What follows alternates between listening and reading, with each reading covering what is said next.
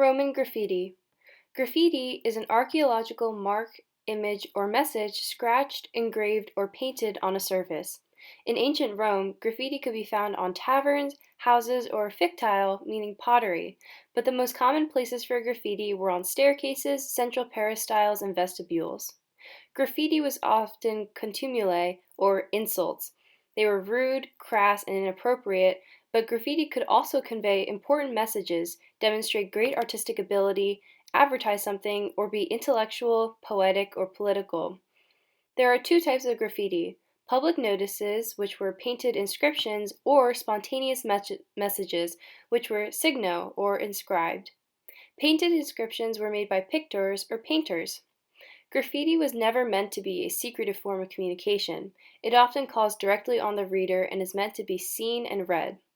Graffiti could be bits of a famous Carmen, or poetry, such as Virgil's famous hexameter verses outside the shop of Fabius Ulterioremulus. Ovid's famous poetic phrase, omnia mantur nihil interit, means everything changes, nothing perishes, was commonly found throughout Rome. Poetry was often found on a Roman's domus, or house, or insulae, or working class apartment. Another type of graffiti was called word squares, or magic squares, which were enigmae, or riddles, that made up a distinct culture in ancient graffiti. They were meant to test the mental strength and intellect of the viewer. Oftentimes, when graffiti artists were proud of their work, they would sign the graffiti. Tabernatus Epoiae is a famous signature meaning Tabernatus made this. Scriptores and lanternarius worked together at night to professionally write electoral propaganda or political graffiti, or progmata in Latin.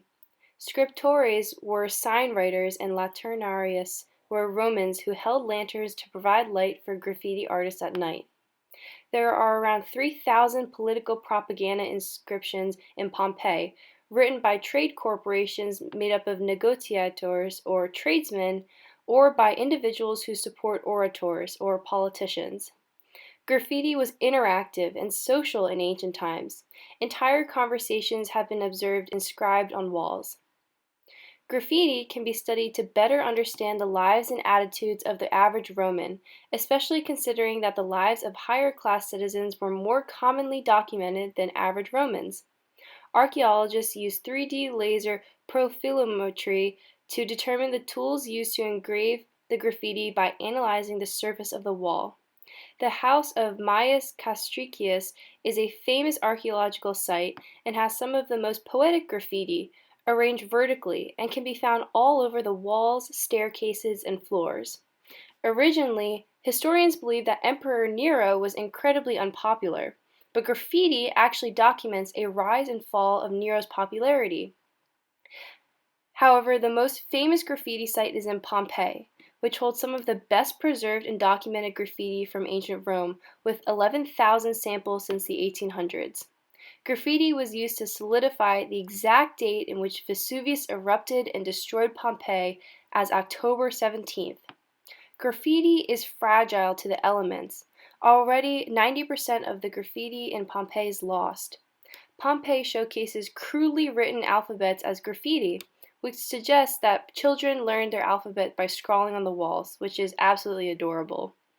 The most popular Pompeii graffiti, now and then, was the phrase Feliciter Pompeii, which translates literally to Happily Pompeii. The phrase was used to wish the town happiness. Now it's time for a true and false quiz.